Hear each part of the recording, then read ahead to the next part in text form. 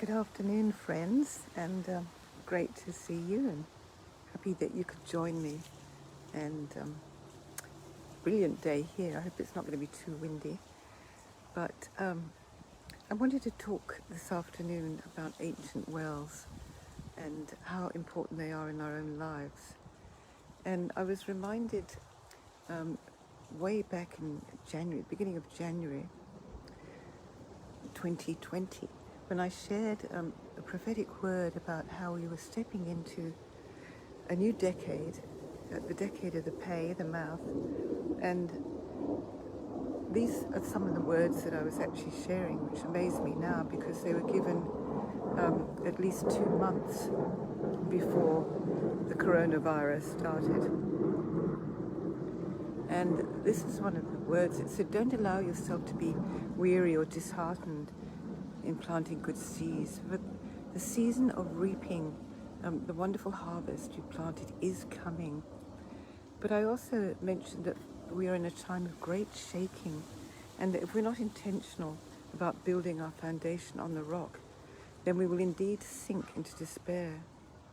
The world's fear and panic will suck the life out of us and leave us paralyzed and helpless. But in Ephesians 2, it says the entire body is under construction and is continually growing under his supervision until it rises up completed as the holy temple of the Lord himself. What an encouragement that is. And this means that he's transforming each one of us into the Holy of Holies, a dwelling place for his power to reside and rest. And I mentioned how digging wells were so important because they're like memorials of his goodness and his faithfulness. And I was actually in Beersheba, where the beautiful well of Abraham is, in March of last year, and had to come home early because of the pandemic that had hit. But I was reminded of how Hagar and Abraham and even the woman from Samaria had incredible encounters, promises, and that were covenants in many ways. And so it's really, really important to go back there. You know, Hagar was perhaps in a time like we are today, this wilderness, this place of not knowing, where she'd been abandoned and left to really die in the desert. And in her despair, she called out to God. And God, in his faithfulness, called her by name and said, "Hagar, what is it?" And she cried out because of her son Ishmael. And the Lord really heard her and realized that there was living water that she could reach if only she could see. And so he opened her eyes to see this wonderful well at Beersheba. And she realized that this was a God that sees. This is a God that is faithful and true, and that she knew him as this living God.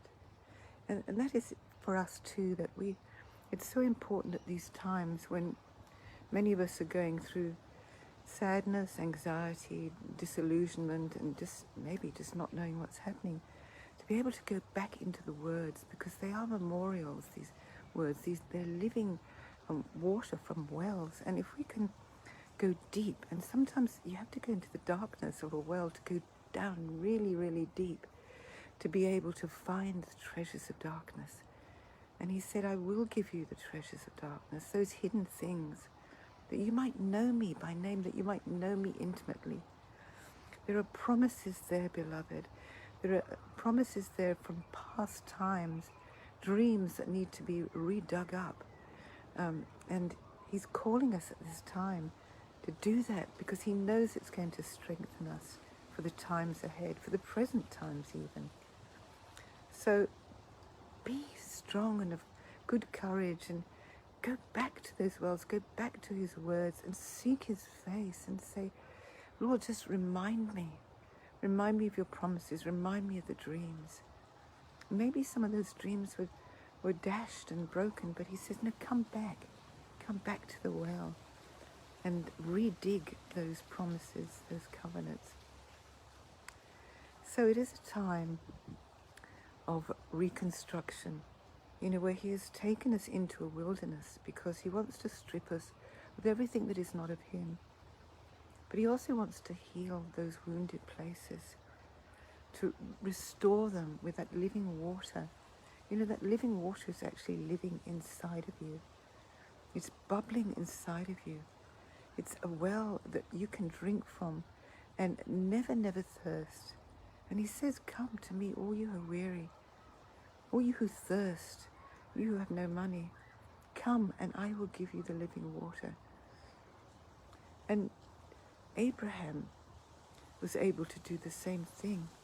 And when he came back to the well looking for water and met Abimelech, who was a Gentile, there was a covenant made between them because Abimelech realized that he was a man of God. And the covenant that was made between them was to say that, yes, that was the well of the seventh-fold oath that was dug by Abraham and would stay in his generation. So it wasn't only just the living water, but that well meant that he would claim the land. And we have that within us. And we can claim the land around us. The Lord said to Joshua, he said, wherever the sole of your feet touches, then that place will be a place that you can declare for me and take possession. You can take possession of the land, but you need to be strong and not turn to the left or the right, particularly in these confusing days.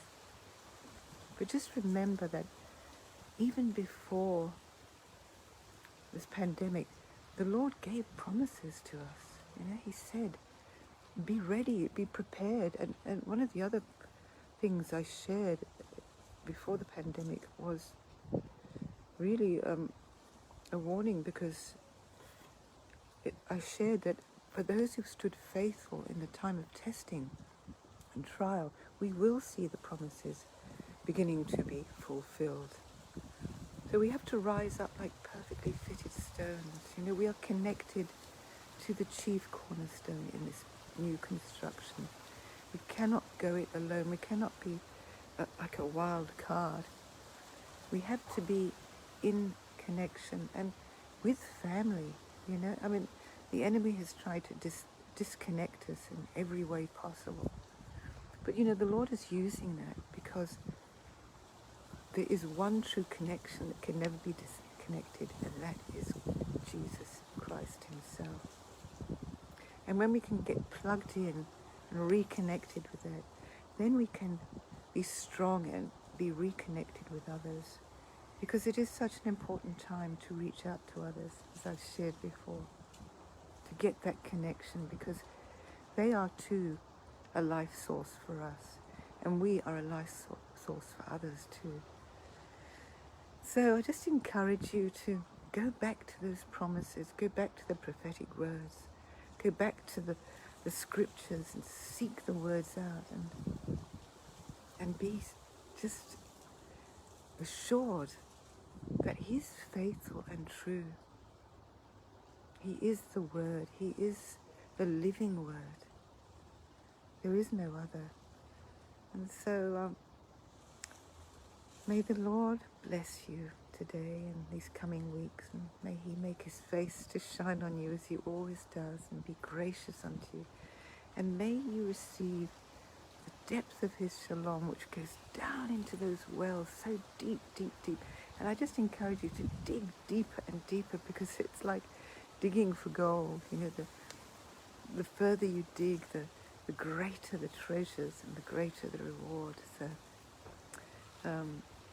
so we can hang and hold on to that truth, that he's with us, that he sees. He is the God that sees. And that's what Hagar realized. And she was perhaps one of the first women to see that character of God, that he is the God that sees. He does care for you, and he loves you with an everlasting love. He's loved you from way back when you weren't even on this earth, when you were Before you were even formed in your mother's womb, He knew you, and He knew your destiny, and He knew it was going to be beautiful and perfect, not without trials, because those trials are there to test our faith, and we can have no faith unless it's tested. But be of good cheer. Be of good cheer. He has overcome, and He's with you. He's for you, and He has the very, very best plan for your life. So thank you for listening, and God bless you, and we'll catch up again.